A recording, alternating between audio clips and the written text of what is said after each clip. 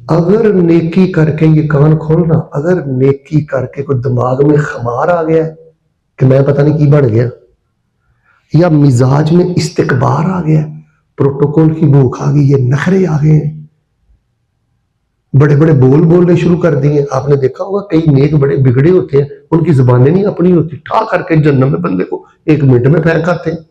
इतना खमार चढ़ा होता है उनको अपनी नेकी का, इज्जत नहीं देते, एहतराम नहीं देते।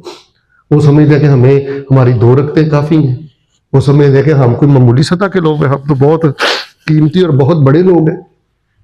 तो मेरे प्यारे भाइयों, माशाअल्लाह तबारक अल्लाह, मैंने आपके सामने पहली बात मुकम्मल कर दी है, एक दफा फिर सुन लें।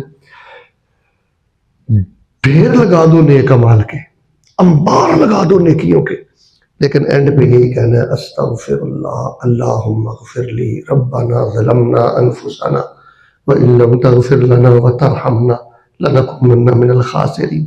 या अल्लाह मैंने कुछ नहीं किया, मैंने गुनाह ही किए, अल्लाह मुझे माफ कर दे। नेकियां करके अगर आपके अंदर इस्तिगफार का चश्मा फूट गया ना, समझ ले कि अल्लाह ताला ने आपको कुर्बत की सब बुलंदियां अता कर